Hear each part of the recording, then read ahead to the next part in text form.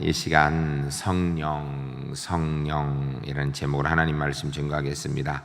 오늘 두 번째로 성령 하나님에 대한 말씀을 듣는 시간입니다. 삼위일체 하나님 가운데 성령 하나님에 대한 말씀을 우리가 지난주에 들었는데, 아직까지 성령에 대한 신학적 입장이 물론 정리가 많이 되어 있지만 조금 더 많은 시간을 통하여서 더 손다듬어질 그런 부분이 많이 있다는 말씀을 들었습니다. 그럼에도 불구하고 성령 하나님 없이 우리의 신앙을 이야기할 수 있는가? 성령 하나님 없이 교회를 이야기할 수 있는가? 없다라는 것입니다. 우리의 신앙, 교회, 이 모든 것들은 다 성령 하나님의 은혜로, 인도하심으로 되어지는 것이기 때문에 우리가 정확하게 학적으로는 정확하게 이야기하는 건 좀 부족할지 모르겠지만 최소한 기본적인 성령 하나님에 대한 지식은 좀 가지고 우리가 공부를 하고 또 성경도 대하고 신앙생활도 해야 될 것입니다. 오늘은 이 성경 안에 어원적 개념에 대해서 조금 살펴보려고 하는데, 오늘은 좀 딱딱한 시간이 될 겁니다. 그런 줄 아시고 이렇게 들으시면 되겠습니다. 성령에 대해서 이야기할 때 우리가 성령하면 잘못 오해하면 성령은 신약 성경에만 있는 것으로 오해를 합니다. 그런데 여러분, 성령은 신약 성경에만 있는 게 아니고요, 구약 성경에도 있습니다. 존재하십니다. 아니, 더 정확하게 하면 성령 하나님은 창조의 그 창조 사역에 이미 함께 동참하고 계신다라고 성경이 이야기합니다. 그러니까 구약 성경 안에서도 성령 하나님이 계시고 신약 성경에서도 성령 하나님이 계시는데, 예수님께서 너희를 도울 보혜사가 오실 것이다 라는 이야기를 통하여서 성령이 강림하시는 그런 사건을 경험하게 되는, 그것에 대해서 오해하기를 그럼 구약에는 성령이 없는가 하는데 그렇지는 않습니다. 성령 하나님께서 강하게 역사하시는 임재의 역사가 구약에도 있었어요. 그런데 주님께서 복음 증거하는 하나님의 사람 되기 위하여서는 성령 하나님의 임재함 없이는 불가능하다라는 것을 이야기합니다. 그렇지만 구약 성경의 성령의 역사들은 사실은 특별한 어떤 특정한 사람들을 통하여 이렇게 많이 나타나는 것을 볼 수 있습니다. 주로 선지자들을 통하는 것이죠. 예언자들, 선지자들. 그러나 신약 성경의 성령 하나님의 역사를 살펴볼 때에는요, 모든 그리스도인들이 다 성령 하나님의 은혜의 역사로 우리가 예수 믿고 신앙생활하는 것입니다. 그런 점에서 우리가 정말 주의 역사를 이루고 하나님 백성 되고 하나님 역사를 이루는 데는 성령 하나님의 은혜가 철저하게 필요하기 때문에 주님께서 그 성령의 도우심을 구하라고, 성령의 온전한 임재의 역사를 경험하라고 기도하라고 말씀하셨고, 그 말씀에 따라 기도하는 가운데 오순절 성령 강림 사건을 경험하게 되고, 그리고 성령께서 이 땅에 역사하신 은혜들을 더 많이 보게 되는 것 또한 사실입니다. 그러면 이 성령이라고 이야기할 수 있는 이 단어가 구약 성경에 어떤 단어가 있는가? 구약 성경에 이 단어 중에 루아흐라는 단어가 있습니다. 보통 이것을 영이라고 이렇게 번역을 합니다. 그런데 우리가 보통 하나님께서 아담과 하와를 창조하시고 아담을 창조하시고 나서 그 속에 생기를 불어넣으시니 아담이 생명이 되어 다닌지라 라고 할 때, 그때 그 하나님이 생기를 불어넣었다는 단어는 네핏이라는 단어를 씁니다. 조금 좀 달라요, 그 단어는. 그러나에도 불구하고 이 루아흐나 그런 기본적인 의미들은 같은 의미라고 생각해도 크게 틀리지 않습니다. 어쨌든 구약 성경에 루아흐라는 단어가 나오는데 보통 영이라고 이렇게 많이 번역하고 있습니다. 영이라고 하는데 주의 영이 임하여서 주의 영이 역사하셔서 이렇게 얘기할 때 그런 단어를 많이 사용합니다. 그러면 이 단순하게 이 루아흐라는 단어가 또 그럴 때만 쓰는가? 꼭 그렇지는 않습니다. 보통 일반적으로 루아흐라는 단어가 많이 쓰이는 것은 숨, 바람 이런 뜻에 많이 사용됩니다.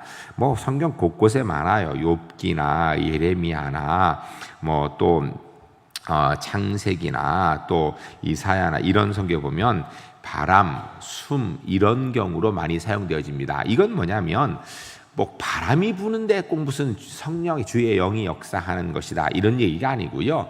성령의 역사는 눈에 보여서 임재하고 이런 것이 아니다라는 것을 상징적으로 표현하는 것입니다.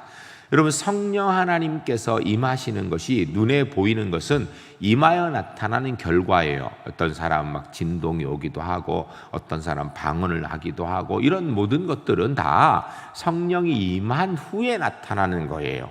임한 후에 나타나는 것이지 실제로 성령이 임재하는 역사를 성경에 눈에 보이는 것으로 표현한 것은 오순절 성령 사건밖에 없습니다. 나머지는요, 성령이 어떻게 임하는지 사실은 잘 몰라요.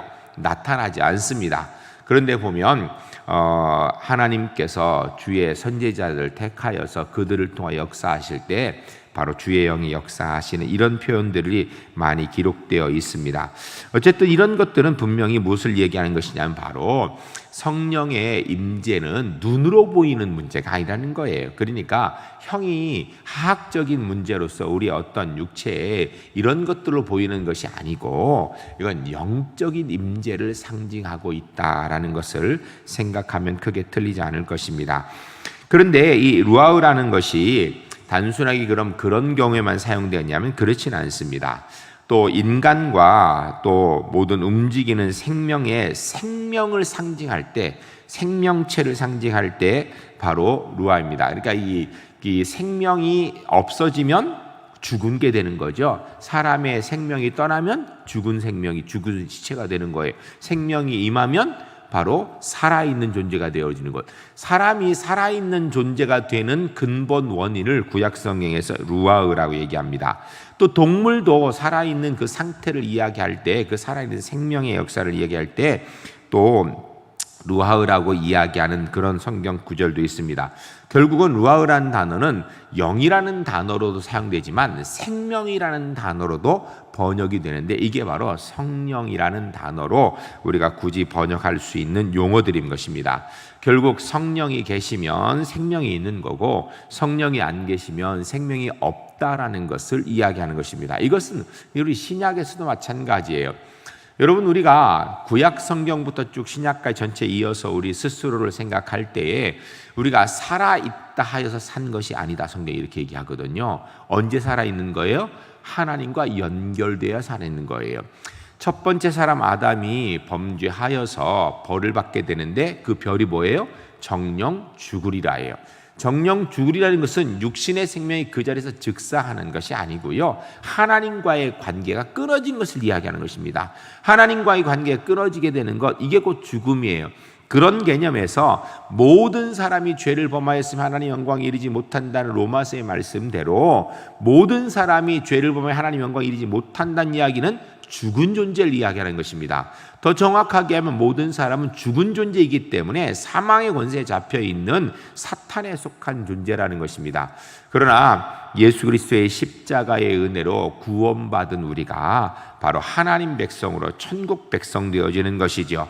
우리가 바로 예수 믿음으로 인하여서 이 생명이 하나님과 다시 연결되어져서 우리의 생명이 하나님의 자녀로서 회복되어지는 것을 이야기하죠.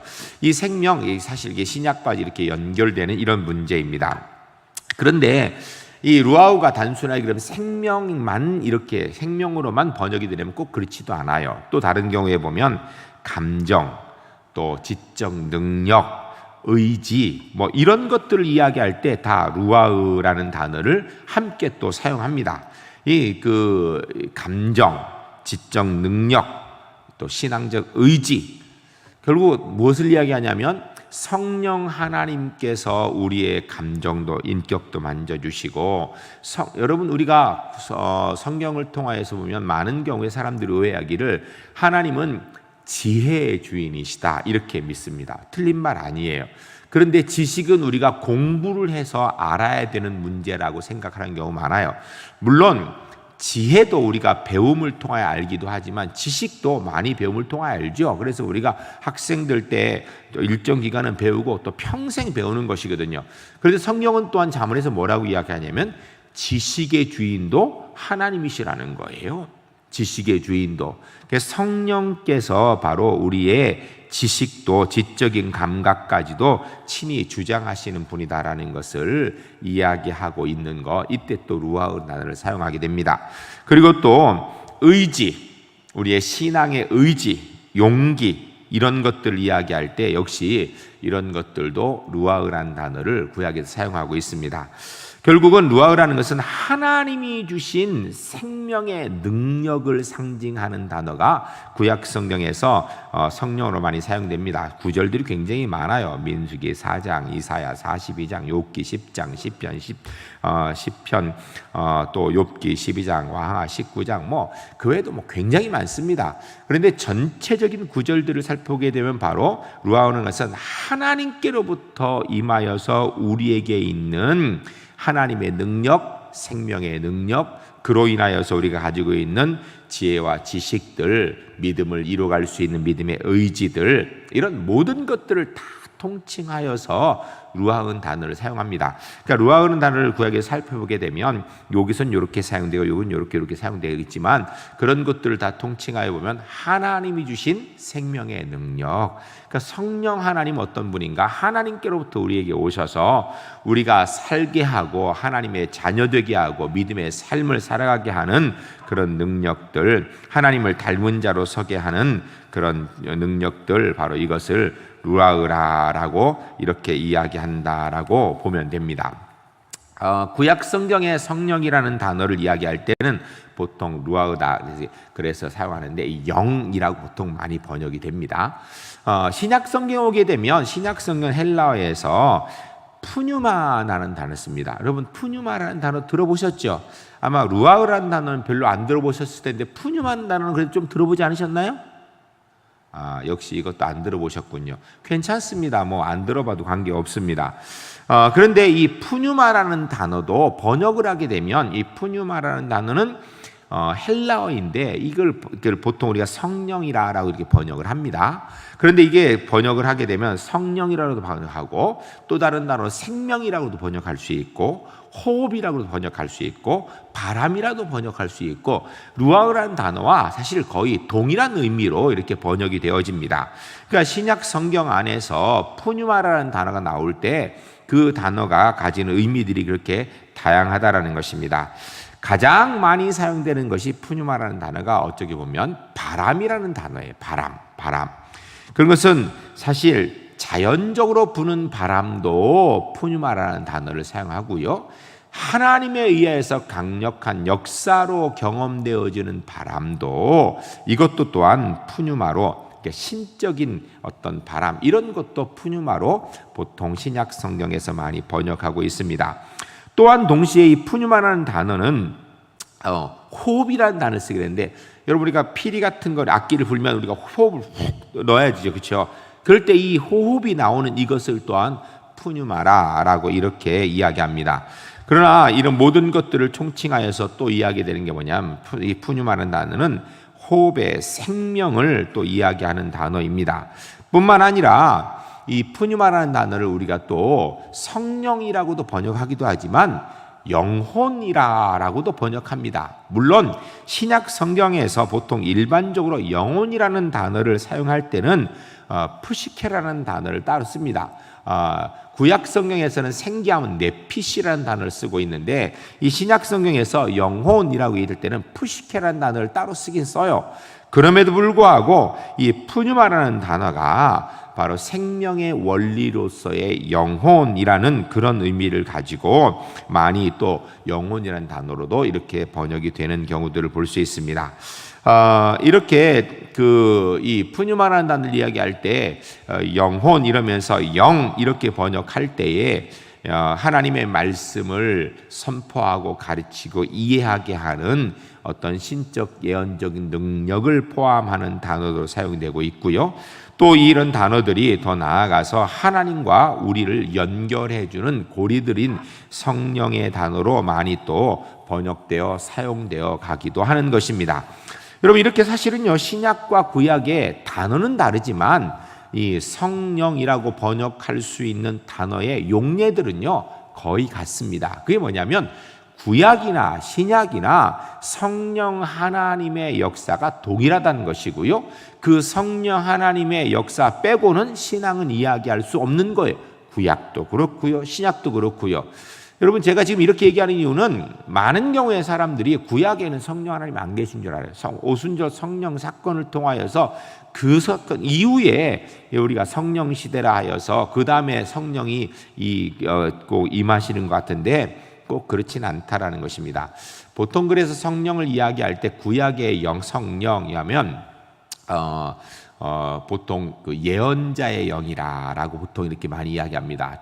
주로 구약 성경에서는 예언자들이 하나님 말씀을 예언할 때 성령이 임하여서 그 성령의 임하는 역사로 예언하는 경우들이 많이 있습니다. 신약 성경에 오게 되면 이 성령의 역사는 조금 사실은 이 예언자의 역할을 감당하는 것도 있지만 조금 차이가 또 있습니다. 신약 성경에 오게 되면 이 푸뉴마라는 단어를 우리가 여러분 혹시 헬라어 성경을 보실 일은 없을 거예요. 그리고 제가 보라고 권해드리고 싶지도 않습니다. 한글 성경도 잘 못 보잖아요, 그렇죠? 그럼 헬라어 성경까지 보겠어요? 그러니까 쓸데없는 거 안 하시는 게 더 좋고요. 그리고 간혹 보면 그런 분들 계세요. 성경을 더 잘 이해한다고 주석을 막 사서 보는 분이 있는데 주석도 별로 볼 필요 없습니다. 여러분, 주석 읽을 시간에 성경을 한 자 더 읽는 게 더 좋습니다. 왜냐하면 주석은 여러분 그 주석을 쓴 사람의 개인적인 의견이 들어있는 거예요. 그 개인적인 의견이 좋을 수도 있지만 우리의 신앙에 별로 도움이 안 되는 경우도 있어요. 그리고 그 주석에 이렇게 해석해 놓은 것이 그 사람이 잘 해석해 놓은 부분도 있지만 어떤 경우는요 틀리게 말도 안 되게 해석해 놓은 부분도 있을 수 있어요. 그런데 우리가 그런 구분을 잘 못하잖아요. 그러니까 우리 성도님들이 괜히 주석 읽는다고 시간 쓰고 그건 안 했으면 좋겠습니다. 그냥 차라리 성경 열심히 읽고 설교 열심히 들으면 좋을 것 같아요. 그런데 우리가 혹시 이제 헬라어 성경을 보게 되면 푸뉴마라는 단어를 보게 되면 푸뉴마를 다 성령으로 해석하면 이게 심각한 문제가 됩니다. 왜냐하면 이 푸뉴마라는 단어는 영이라는 단어로 많이 사용이 되는데 그러다 보니까 이 푸뉴마가 실제로요 악한 영, 인간의 영 이런 것을 이야기하는 단어로 사용하는 용례가요 거의 한 20-30번 정도 나옵니다.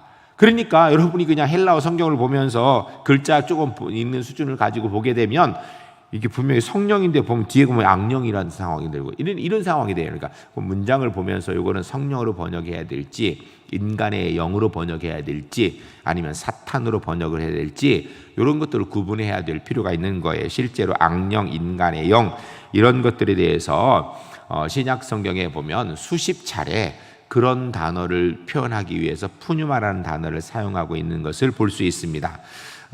그래서 이 푸뉴마는 거기서 보면 성령으로 해석하지 않고 영, 악한 영, 때로는 사탄 아니면 사람의 영혼 이런 표현들을 할 때에도 푸뉴마라는 단어를 사용하고요. 더 나아가서 인간의 지각 그리고 또 감정의 주체가 되는 인간의 모습 이런 것들 이야기할 때도 또 푸뉴마라는 단어를 사용합니다. 주로 보면 그런 것들은 복음서에서 많이 나타납니다. 악령, 인간의 영 이런 거 이야기할 때 보면 제일 많이 나타나는 데가 마가복음이라고 이렇게 이야기할 수 있습니다.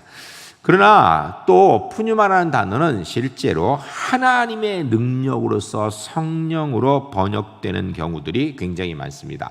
실제로 사용되는 용례들이 많아요. 마가복음, 마태복음, 복음서들에 많이 있습니다. 성령 하나님께서 임하셔서 메시아의 행하셨던 예수님이 행하셨던 그 구원의 역사들이 이 땅에 이루어나가시는 일들 성령 하나님께서 하나님의 은혜 역사의 은혜들을 이루어가는 일들 이런 것들을 또한 신약 성경에서 이야기할 때 주로 보면 마가복음, 마태복음 이런 데서 푸뉴마라는 단어를 사용해서 이야기합니다. 그리고 우리가 또 성령하면 당연히 누가복음과 사도행전을 빼고는 이야기할 수 없어요. 여러분 그거 아십니까? 누가복음은 누가 지었죠? 누가복음은 누가 지었죠? 누가. 예. 사도행전은 저자가 누구죠?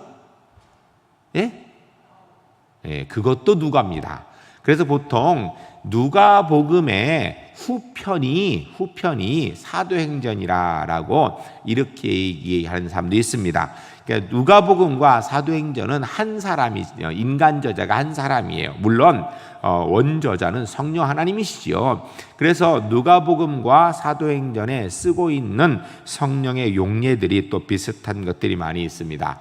특별히 예수님과 성령 하나님과의 관계를 이야기하면서 교회 공동체 안에 역사하시는 영으로 이야기를 많이 할 때 푸뉴마라는 단어 많이 사용합니다. 신앙 공동체 속에 역사하시는 주의 영, 이런 의미로서 또 성령을 많이 사용합니다.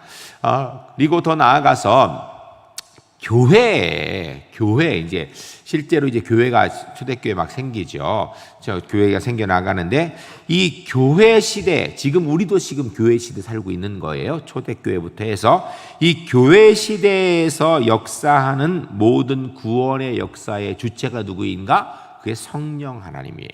그러니까 성령 하나님을 빼고는 우리가 한 사람의 구원을 이야기할 수도 없고, 성령 하나님을 빼고는 교회를 이야기할 수도 없고, 신앙 자체를 이야기하는 자체가 어불성설입니다. 그러니까 모든 것들이 성령 하나님의 역사들은 다 교회, 성령을 빼고서는 이야기할 수 없게 교회 역사는 성령의 역사다, 이렇게 이야기해도 크게 틀리지 않을 만큼 모든 것들이 성령 하나님과 관계되어 있다라고 이렇게 얘기할 수 있습니다. 특별히 우리가 구원의 역사를 이야기할 때는요, 특별히 더 성령 하나님의 역사를 더 빼고 얘기할 수 없습니다. 여러분, 우리가 예수 그리스도를 나의 구주로 믿는 그 자체가 이미 우리에게는요, 성령 하나님의 역사예요. 우리가 성령 하나님의 역사 없이는 예수 그리스도를 나의 구주로 고백하는 것 자체가 불가능한 것이죠. 결국은 성령 하나님의 도우심으로 하나님의 자녀 되어시고 하나님의 자녀로 우리가 이 땅의 삶을 누리고 사는 것이다 라고 이렇게 이야기해도 크게 틀리지 않을 것입니다. 그리고 이 성령 하나님께서 언제까지 역사하시는가? 예수님께서 재림하실 때까지.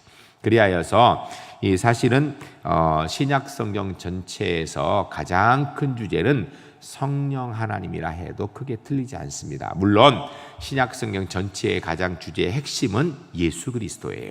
근데 예수 그리스도를 알고 믿고 따라가게 하는 그 힘의 원천은 성령 하나님입니다. 그래서 성령 하나님 빼고는요, 교회를 이야기할 수 없습니다. 그래서 보통 신약 성경에서 우리가 이야기할 때 성령을 교회의 영이라고 이렇게 얘기해도 틀리지 않습니다. 교회의 영이라고 해도 그게 틀리지 않고요. 그리고 여러분, 교회가 교회되게 하는 것이 성령 하나님의 역사라고 우리가 이렇게 얘기해도 틀리지 않을 텐데, 그러면 교회에 임하신 성령 하나님께서 하시는 가장 중요한 일이 무엇일까? 여러분, 교회 안에서 성령 하나님께서 행하시는 가장 중요한 역사가 뭘 것 같습니까? 그것이요, 하나 되게 하는 거예요. 그러니까 성령은 하나 되게 하는 영이에요. 여러분, 주변을 지금 한번 돌아보세요. 우리는요, 보면 공통점이 별로 없는 사람들이에요. 교회만큼 공통점이 없는 사람들이 모여있는 단체가 이 땅에 없습니다. 학교는 가면요, 그 수준이 비슷한 사람 모아놓고요. 밖에 사회 단체에 가면요, 그것도 그 관심 비슷한 사람이 모여 있고요. 어디든지 가면, 직장 가면 그 직장 비슷한 관심이 있고 비슷한 일하는 사람, 비슷한 능력 사람 모아놓잖아요. 근데 교회는요, 회사에 회장님이나 사장님이나 부장님이나 이사님이나 과장님이나 말단 직원이나 아니면은 직업이 없는 사람이나 남자나 여자나 연세가 높은 분이나 젊은 아이나 누구든지 다 모여 있는 곳이 한껏 모여 있습니다. 사실은 목사님들이 그런 이야기들을 가끔 하세요. 설교할 때 초점을 누구에게 맞춰야 되냐고. 여러분, 제가 설교할 때 초점을 여기 있는 분들 중에 누구한테 맞추면 좋겠습니까? 먼저 연령대를 제가 몇 살쯤에 설교 초점을 맞추면 좋을까요? 한번 얘기해 보세요. 여기에 보니까 80대신 분도 계시고요, 70대신 분도 계시고, 60대신 분도 계시고, 50도 계시고, 40도 계시고, 20도 계시고, 10대도 계시고요, 10세 이하도 있습니다.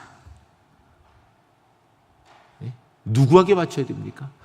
그러더라고요. 청년들이 나이가 좀 차이가 있으니까 대학 금방 입학한 애랑 이 청년부에 제일 나이 많은 사람이랑 10살 이상 차이가 나는데 이거 참 말이 안 통한다고. 여긴 어때요? 여기는 1살부터 천국 가시는 순간까지 다 모아놨는데 제가 누구에게 초점을 맞춰야 될까요? 여러분, 남자에게 초점을 맞춰야 될까요? 여자에게 맞춰야 될까요? 많이 배운 사람이 맞춰야 될까요? 아니 못 배운 사람이 맞춰야 될까요? 부자에게 맞춰야 될까요? 가난한 사람도 맞춰야 될까요? 사실은요, 설교가 어려운 것 중에 한 가지가 청중이 너무 다양해요. 그러면 청중이 천편일률적으로 다 대졸, 고졸 뭐 이렇게만 있으면 좋은 교회인가? 그건 문제 있는 교회입니다. 정상적인 교회는요, 배운 사람, 못 배운 사람, 부자, 가난한 사람, 사장님, 청소하는 분, 뭐 그리고 정말 아무것도 아닌 노숙자 다 같이 모여 있는 교회가 좋은 교회거든요. 그런데 이렇게 완전히 다양한 사람들이 하나 되게 하는 역할을 하는 것이 누군가? 그게 성령 하나님이에요. 그 성령 하나님이에요. 그러니까 우리 교회가 하나 되어지는 모습이 있다 그러면 우리가 성령 하나님께 순종 잘하고 있구나 생각하면 되고요. 우리 교회가 하나 되는 모습이 없다 그러면 저 사람 나랑 생각이 달라. 그렇게 생각하기 전에 내가 성령 하나님께 순종하고 있는가 생각해야 돼요. 보통 교회를 이야기할 때 여러분, 우리가 많은 경우에 교회를 이야기할 때 사도행전의 초대교회를 보는 경우가 많아요. 여러분, 사도행전의 초대교회는요, 특별한 경우에 특별한 상황에 있는 교회예요. 그게 교회의 모델이라면요, 우리 다 심각합니다. 심각해요. 사도행전의 초대교회는 뭐예요? 성령 충만하에 뭐 했습니까? 몰라서 대답 안 하는 거예요? 대답하기가 좀 껄끄러서 안 하는 거예요? 유무상통했잖아요. 자기 있는 거 다 내놨어요. 네? 바나바가 자기 있는 거 다 내놓으니까 아나니아와 삽비라가 그 칭찬받는 거 보고 자기들도 내놓으려고 팔았는데 팔고 나니까 아깝거든요. 그러니까 둘이 상의해서 우리 절반만 내놓자. 그럼 절반만 내놓는다 그러면 되는데 그러지 않고 뭐라 그랬어요? 가서 이렇게 다라 그랬거든요. 아니, 자기가 팔아서 자기가 절반 갖고 왔으면 절반이라고 하면 되지 왜 그 다라 그래요? 그래 결국은 죽었잖아요. 세상에 억울하다 재산 절반 바치고 죽은 사람은요, 아나니아와 삽비라밖에 없어요. 하나도 안 바쳐도 안 죽었는데. 여러분, 이 사도행전 교회가요, 뭐 우리가 사도행전적 교회를 지향해야 된다 그러는데 여러분, 그 진짜 지향할 수 있어요? 여러분이 초대교회의 모델을 찾으려면 사도행전을 찾으면 안 됩니다. 초대교회의 모델은요, 에베소 교회예요. 에베소서가요, 초대교회 모델입니다. 에베소서에서 가장 강조하는 게 뭔지 아세요? 하나됨입니다. 성령께서 우리를 통하여 이루실 하나됨. 교회는요, 어떤 상황이 있든지 세상에서 죄를 한 가지 지은 사람이든 세상에 죄를 10,000가지 지은 사람이든지 세상 사람이 손가락질하는 사람이든지 세상 사람이 존경하는 사람이든지 세상에 문제가 막 차고 넘치는 사람이든지 별 문제가 없이 정말 존경받는 사람이든지 함께 모여서 하나 되어지는 것이 교회예요. 성령의 역사 없이 이게 어떻게 하나 되어집니까? 불가능한 일이죠. 교회의 영이라고 얘기할 때는요, 물론 다른 것도 많이 있지만 제일 중요한 것은요, 예수 그리스도를 중심으로 하나 되게 하는 이 일을 누가 하는 게 성령이 하시는 거예요. 그래 교회의 영이라는 겁니다. 우리 울산 제1교회가 우리 각자 한 사람 한 사람 부족함이 많은 그런 존재인 줄로 믿습니다. 여러분만 부족한 게 아니에요. 저도 많이 부족한 게 많아요.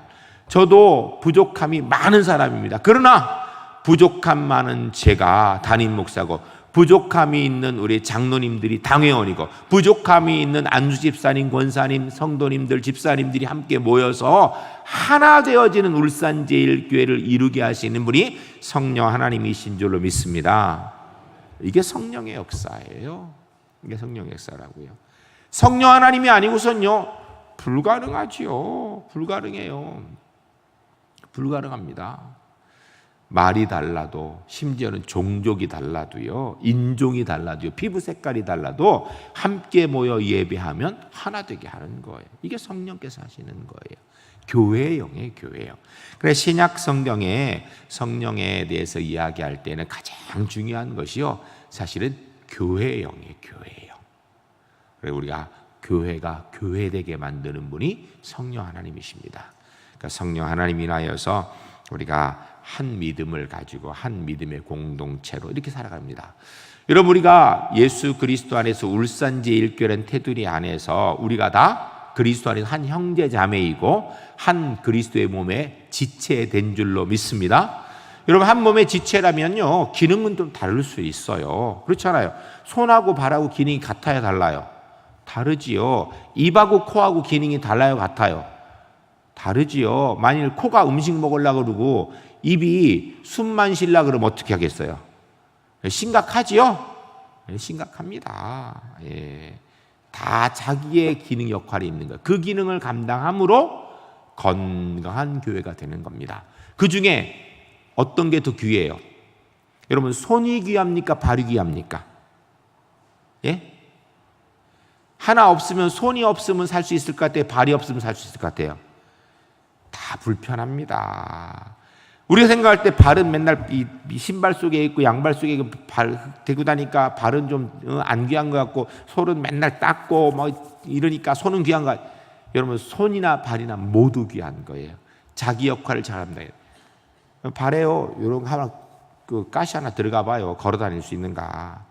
제가 그 지난 주 중에 우리 집사람이랑 우리 막내 샤롯이랑 같이 저녁 때 한번 이렇게 여기 지금 그 심리대바퀴 그쪽으로 한번 길을 걸었어요. 근데 여러분, 그 심리대바퀴를 안에 보니까 뭐 은하수길을 해가지고 불 붙여놓고 또 이렇게 등 붙여놨는데 멋있더라고요. 시간 되면 한 번씩 걸어보시면 좋겠더라고요. 그런데 좀 걷다 보니까요, 우리 샤론이가 잠깐만 그러더라고요. 내가 도저히 못 참겠어 하는데 이렇게 신발을 벗어가지고 툭툭 떠는데 뭐 뚝 떨어진 소리가 나요. 보니까 이만한 게 아니에요. 요따만 조그만한 모래보다 조금 큰 게 딱 들어가 있으니까 신발에 애가 걸을 못 걷는 게 아파가지고, 거기서 계속 걸으면 어떻게 될까요? 발에 물집 잡히죠. 그럼 아픈 거예요. 발이요, 지저분하고요, 소용없는 것 같아도요, 발이 얼마나 소중한 줄 아세요, 여러분? 네? 우리의 몸 속에요, 지저분한 것이 있는 것 같아도 다 중요합니다. 안 중요한 게 하나도 없어요. 여러분, 우리가 볼 때 어떤 거 보면 이건 좀 괜찮은 거 같고 좀 부족한 것 같아요. 부족한 같은 거 없으면요, 부족한 것 같은 거 없을 때 더 불편한 거예요. 더 불편한 거라고요. 여러분, 우리가 가장 지저분하게 생각하는 게 화장실이죠.